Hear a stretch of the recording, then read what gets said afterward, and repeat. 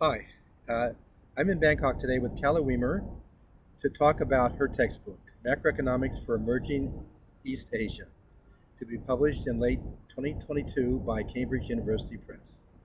My name is Steve Parker. Calla and I were classmates at the University of Wisconsin. We both went on to have careers focused on Asia.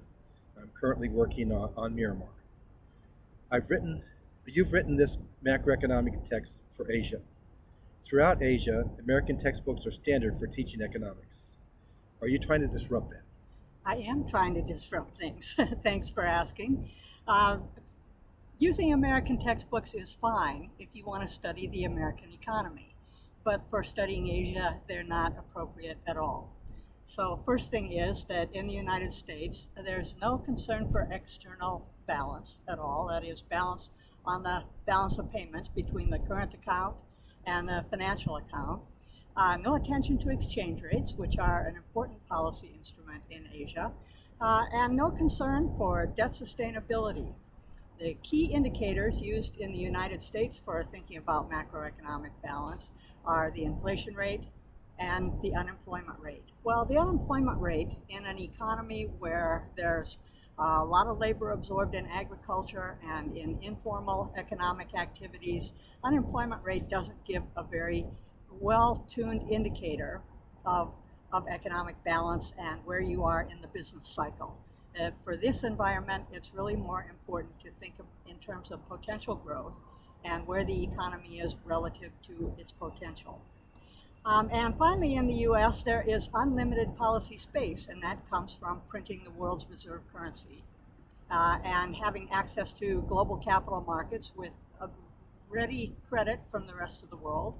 And really having financial markets that are globally dominant and very responsive to interest rates adjustment with respect to a policy rate. So the US has everything going for it that does not apply in the rest of the world and in particularly emerging East Asia at all. We need a textbook that takes a very different approach. So a textbook where external balance and internal balance are both considered. A textbook, a framework for thinking about the exchange rate and the relationship between the exchange rate and the interest rate, and a textbook that looks at constraints on policy space.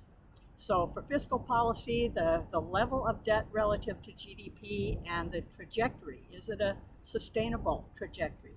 And that will depend on the interest rate, it will depend on the GDP growth rate, and the level of debt starting out. So those considerations never appear in US textbooks, and they're very important for thinking about fiscal policy in emerging East Asia. For monetary policy, global capital flows are all important in determining policy space. So if a central bank tries to lower a policy rate relative to the global policy rate determined by the US, capital will flow out. The value of the currency will fall, and you'll have trouble repaying debt. So all of these considerations in my textbook are given their due for a context that these economies need. So, what economies are covered in the text?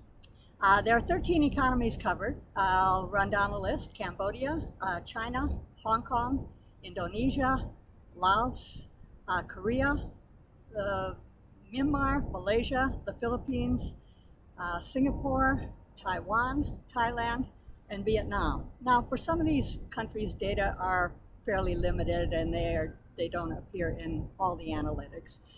In particular, Myanmar, Cambodia, Laos, data are pretty spare for those economies. So that leaves it at about 10 economies that get a thorough treatment throughout the book. Okay. And what motivated you to write this text? I was motivated to write it by having to teach macroeconomics to students from Asia, initially at the Lee Kuan Yew School of Public Policy in Singapore, where it was a master's program. Students were mostly from around Asia. And in the choice of textbook, there had already been a decision to use a US standard textbook, and it just felt like I was not giving students the kind of information that they needed to understand macroeconomics in a way that was relevant for them. I had a colleague there who was a retired IMF economist named Charles Adams. And Charles and I were assigned by the LKY school to jointly develop an executive program for teaching in Vietnam. And Charles knew exactly how to construct a presentation, a structure for teaching macroeconomics that was right for emerging East Asia. So he and I did that jointly, and I really learned from him what macroeconomics for emerging East Asia should look like. And about the same time, China was taking a lot of flack for its exchange rate policy. And I thought their exchange rate policy made a lot of sense and was well conceived. So I wrote an op-ed for the Wall Street Journal, and I continued over the next few years writing op-eds for the Wall Street Journal in support of China's exchange rate policy. Eventually, an editor came on to the Wall Street Journal and asked me, does anybody else agree with what you think on this? And it struck me again. Nobody maybe thinks it because they haven't learned macroeconomics in a way to understand the role of exchange rate policy in a macroeconomic environment like China's and like the rest of emerging East Asia. And so somebody needs to write the book that will provide a method of instruction so that people can view it in this way. And it's more than I can cover in an op-ed. So we decided to write this textbook. Unfortunately, Charles didn't live long enough to be a co-author on the book, but he did live long enough to impart a lot of knowledge to me, and on that basis, I proceeded on my own. You promote this book as being suitable for any level of instruction. How does that work? Well, in fact, at the LKY school, it was a master's program, but students came into that program with all different levels of background in economics. Some had been economics majors as undergrads, and some had maybe only a principles course, or maybe didn't even learn much in a principles course. So I had to develop an approach to explaining things that could bring a lot of different people on board.